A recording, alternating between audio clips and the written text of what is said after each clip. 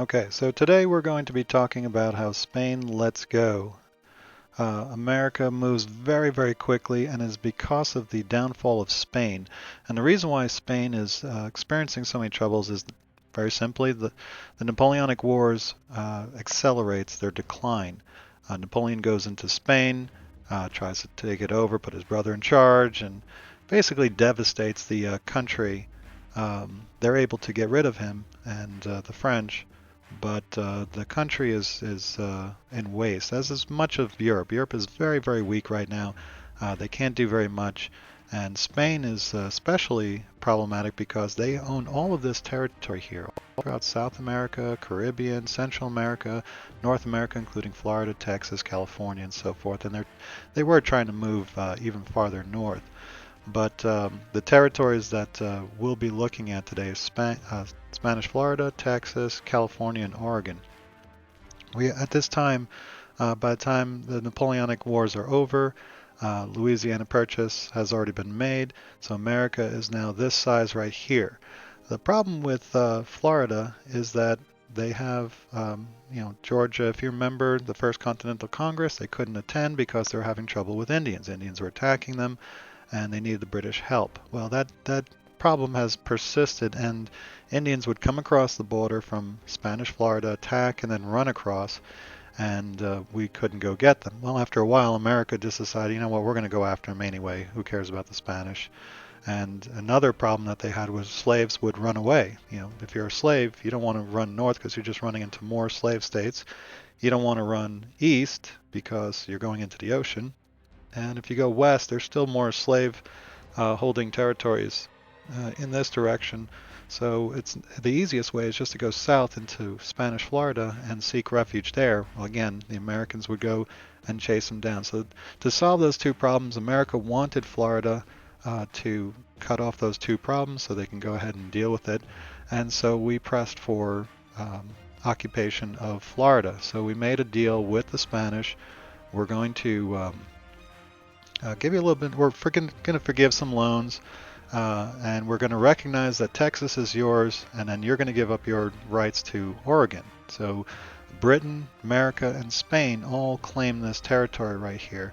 And Spain said, okay, we won't press our claim anymore. We're going to draw the border right here, and this is Spain's, and this is America or Britain. Well, you guys fight over it now. You can America, you have this. America and Britain, you go ahead and fight over this.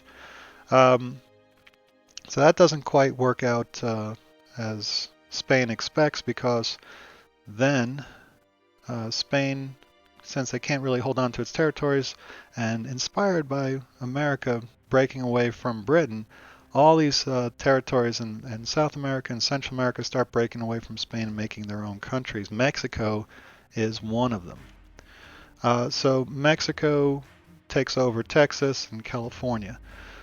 Um, a couple of quick points before we go any further. We've got St. Augustine is in Florida, and it was the first permanent European settlement in what is now the United States. We remember Williamsburg being the first permanent settlement by the English, but there were other Europeans here in what will become the United States, and the first permanent settlement by a European, which are the Spanish, is St. Augustine right here on Florida. Um, they also set up a lot of missions. They were very big into being Catholic, converting the. Remember, they were the conquistadors. Spanish were the conquistadors, and they wanted to conquer and enslave and take over and make sure that all of the Native Americans became Catholic. They were very much into conversion. So they built these missions. You can see it looks like an old church, but it was a church slash school where they'd bring in the Native Americans and teach them Spanish, teach them how to be Catholic, and how to do things in the European way to convert them over to Spanish culture. All right, so in 1819, Spain gives Florida to us, and then the next territory that we're going to look at is Texas. Now, we don't get Texas until 1845, but something happens 9 years earlier in 1836, where Texas becomes its own territory, its own country. This happens because Mexico doesn't have enough people to farm and tend the land. So they invite Americans to immigrate into what is then Mexico with the condition that they speak Spanish, they convert to Catholicism, they follow the Spanish routine, and also they did not allow slaves. And this was a big sticking point where the Americans wanted to bring in their slaves to help work the land, and Mexico said, no, we're not going to allow that. And that and other reasons were why the Texans decide to rebel against Mexico. These are mostly former Americans. They become Texans, part of Mexican citizens, and then they decide to break away and make their own country. During this war, there's a mission called the Alamo, and the Alamo was guarded by a few Texans, and the Mexicans came in and wiped them out, completely destroyed the place, killed everybody. And so the Texans from then on would say, remember the Alamo, whenever they fight, kind of like fight for revenge. And they won their independence in 1836 and became the Republic of Texas. They were their own country. 9 years later, they would ask to join the United States, and we would annex them, and they would become part of America. There's a problem, though. We think that the border of Texas is on the Rio Grande, whereas the Mexicans believe that the border is farther north on another river. Well, war is starting to brew between Mexico and America, but before it does, once we get this Texas, we quickly make a treaty with Britain to give us the Oregon Territory. Now, Oregon Territory extended way up into the north, so Canada got the northern part. We set our border right here, and we got this part of the Oregon Territory. America now wants California. We got Texas, we got Oregon, and now we want California, so we want to buy it from them. But this dispute down here in Texas precipitates a war, and so America and Mexico begin fighting. America wins, and we get California and the Southwest Territories in 1848. So you can see here in 3 years we get Texas, Oregon, and California, and rapidly expand to what we recognize as the continental United States. A few years later we get the Gadsden Purchase, which is just to make sure that southern states could send a train line through here underneath the Rocky Mountains, because they didn't want to go into the free states to ship things out to California.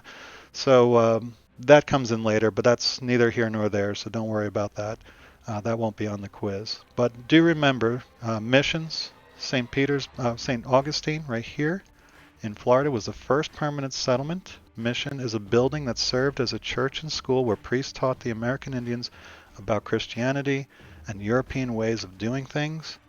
Remember that the Adams-Onis Treaty gave us Florida in 1819. We got Texas in an annexation. Texas joins us after winning its own independence, and they were inspired by the event at Alamo, where the Mexicans won the battle, wiped out the Americans, or the Texans, I should say. I keep saying Americans. It's pretty close. The Texans then want revenge against the Mexicans. They always say, remember the Alamo, whenever they're fighting. And they defeat the Mexicans and win their independence, and then join us in 1845. 1 year later, Oregon is settled. We set our northern border here with Britain and Canada, and we get this Oregon Territory. And then with this dispute in Texas, we fight a war with Mexico and take California and the Northwest Territories in 1848. One last note about the Oregon Territory. The Oregon Territory is supremely important because we're trying to get out west, and we've got this problem with the Rocky Mountains. They're very, very tall, very rugged, as we saw in Chapter 1, very difficult to get through. But there's a trail that goes through Oregon that allows people to get horses and wagons through. That's the Oregon Trail, and that's why we're really interested in this Oregon Territory. We're willing to give up Vancouver and parts of Canada because this trail is so important. So keep that in mind. The Oregon Trail is why we're so interested in the Oregon Territory. Thanks for watching, and I'll see you next time.